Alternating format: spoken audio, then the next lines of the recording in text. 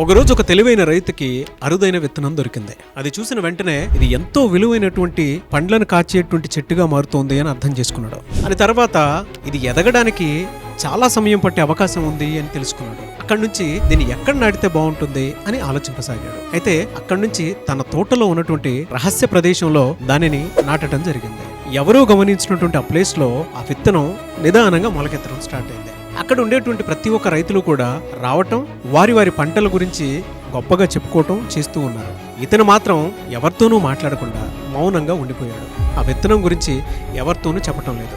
అందుకే అంటారు, ఒక మేధావి మౌనం దేశానికే ప్రమాదం అని. కొద్ది రోజులు ఆగిన తర్వాత ఆ విత్తనం చెట్టుగా మారింది. ఆ చెట్టు పండ్లను కాయటం మొదలుపెట్టింది. ఆ పండ్లు ఫలంగా మారాయి. ఆ ఫలంగా మారిన ప్రాసెస్ లోనే ఎప్పుడూ చూడనటువంటి విధంగా ఎంతో రుచికరమైనటువంటి పండ్లను అందరూ తినటం మొదలుపెట్టారు. అది చూసినటువంటి ప్రతి ఒక్కరూ కూడా ఇతను అడగటం జరిగింది, ఇన్ని రోజులు ఎందుకు చెప్పలేదు ఇలాంటి ఒక పండ్ల చెట్టు ఉంది అనేటువంటి విషయాన్ని అని అడిగారు. దానికి అతను గోప్యతే దీనికి నిజమైనటువంటి శక్తి అనేటువంటి విషయాన్ని వెళ్ళబుచ్చాడనమాట.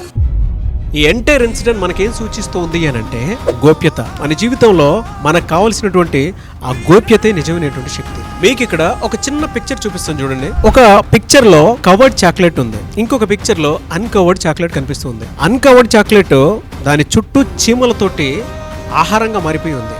కానీ ఇంకొక చాక్లెట్ మాత్రం దాన్ని ఏ మాత్రం కదిలించకుండా అలానే క్వాలిటీ చాక్లెట్ ఏ విధంగా అయితే ఉందో ఆ విధంగానే ఉండింది.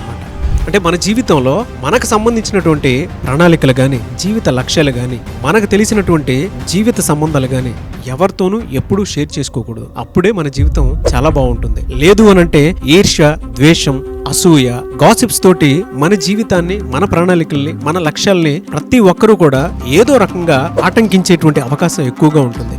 అందుకే గోప్యత అనేది మన జీవితానికి అతిపెద్ద శక్తినిచ్చేటువంటి ఆయుధం. అందుకే మన జీవితం గురించి ఎవరికైనా చెప్పాలి అనుకునేటప్పుడు 1కి 10 సార్లు ఆలోచించుకోండి. అండ్ మీ జీవితంలో మన అనుకునేటువంటి వాళ్ళకి గోప్యంగా ఉండేటువంటి మీ విషయాలు షేర్ చేసుకుని ఉంటారు కదా, దాన్ని వాళ్ళు అడ్వాంటేజ్ తీసుకుని మీ జీవితాన్ని నట్టేట ముంచేసి రోడ్డును పడేసినటువంటి వాళ్ళ గురించి కూడా కింద కామెంట్ బాక్స్ లో షేర్ చేయండి.